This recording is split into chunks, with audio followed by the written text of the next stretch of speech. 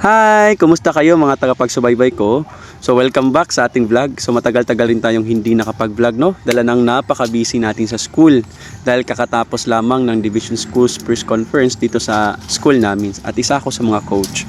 So ngayong umaga nga pala ay maaga akong nagpastol ng aking mga kambing. Kasi alas 8 pa lang tawag na ng tawag yung mga kambing ko, no? Parang alam na nila, nagising na ako sa mga oras na yan.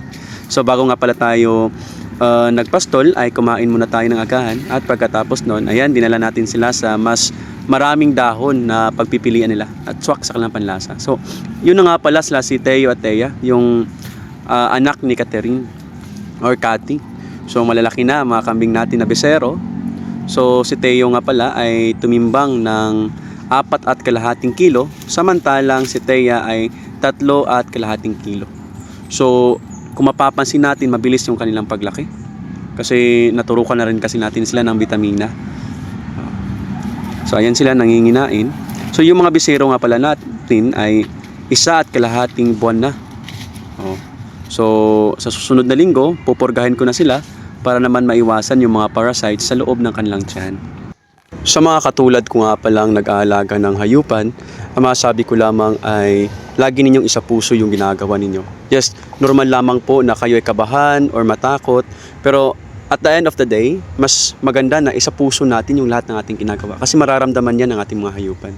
So pagkatapos nga pala naming magpastol, muwi na kami kasi medyo makulimlim na at busog na yung ating mga kambing. So nauna ako sa kanila.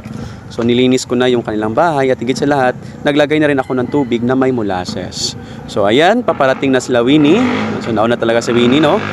At pagkatapos noon sumunod yung ating inahin, nakakapanak pa lamang. Then si Jessie, malaki na yung tiyan ni Jessie. 4.5 buwan na siyang buntis. So, si Bingbing, tsaka si Sofia.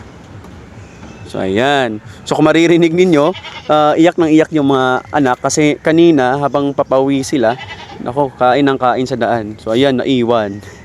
Pero papalapit na rin sila. So, ayan. Kung mapapansin natin, ayan, ang sigla-sigla ng dalawang to. O, diba? So, ang cute-cute. At ito na nga pala ang kanilang bagong kulungan. So kung mapapansin ninyo, nag-extend na ako sa bandang ibaba kasi masyadong masikip yung kanilang tinitirhan dati. So hindi pa ako naglagay ng bubong. Sa susunod na sweldo na lang siguro.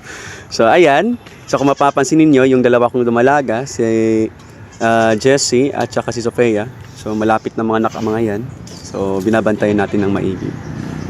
So basta lang, turukan lang natin ng iron every 15 days. At ito nga pala si Te. Yeah, so ayan. So hindi na ako nakatiis. Kinuha ko na. Ang cute-cute. So laging lumalapit sa akin yan. At ayan na nga pala yung ating improvement sa kanilang lugar. So hinawan ko yan kahapon para pagtabnan ng saging. So ayan sila. So konting grind pa para sa kanilang kulungan. So yan muna sa araw na ito, guys. See you sa next vlog natin. Thank you so much sa inyong pagsubaybay. Salamat po.